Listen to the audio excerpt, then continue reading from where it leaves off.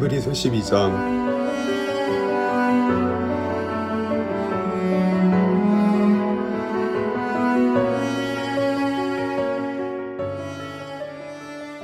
우리에게는 이렇게 많은 믿음의 증인들이 있습니다. 그들의 삶은 우리에게 믿음이 무엇인지 말해주고 있습니다. 그러므로 포기하지 말고 우리 앞에 있는 경주를 열심히 합시다.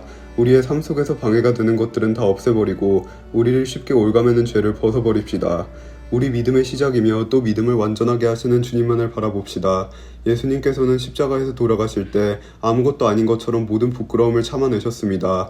예수님께서는 하나님께서 예비해 두신 기쁨을 기대하셨기 때문에 그렇게 하실 수 있었던 것입니다.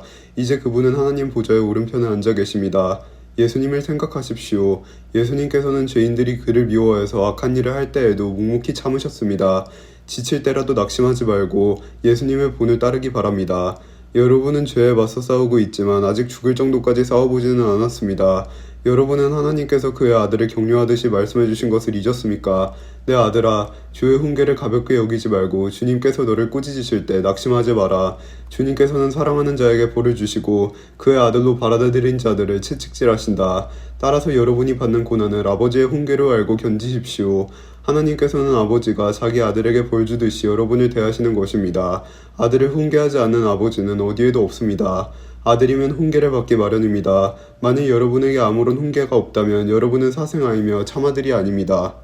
우리는 이 땅에서 모두 육체의 아버지가 있습니다. 그 아버지가 우리를 훈계한다 해도 공경하는데 하물며 영의 아버지의 훈계를 받아들여야 하는 것은 말할 필요도 없지 않습니까?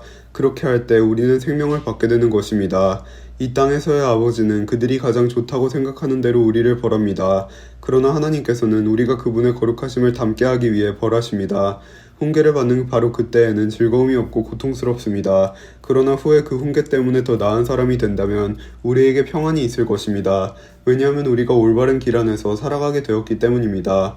여러분은 피곤한 손과 연약한 무릎을 강하게 하여 일어나십시오. 올바른 길을 가십시오. 그러면 다리 저는 사람이 절뚝거리지 않고 고침을 받게 될 것입니다. 모든 사람과 사이좋게 지내며 거룩하게 사십시오. 만일 삶이 거룩하지 못하다면 결코 주님을 만나지 못할 것입니다. 아무도 하나님의 은혜를 놓치지 않도록 주의하시기 바랍니다. 여러분 가운데 쓴뿌리와 같은 사람들이 생겨나지 못하게 하십시오. 그런 사람은 많은 사람을 괴롭히거나 더럽힙니다. 성적인 죄를 범하지 말며 에서처럼 하나님을 생각지 않는 사람이 없도록 하십시오. 에서는 맏아들로서 아버지의 모든 것을 다 받을 수 있었지만 한 그릇에 먹을 것을 위하여 맏아들의 특권을 팔고 말았습니다. 여러분도 알다시피 에서는 그 후에 아버지의 축복을 받기 위해 울면서 부탁했지만 거절당했으며 회개할 기회를 얻지 못했습니다.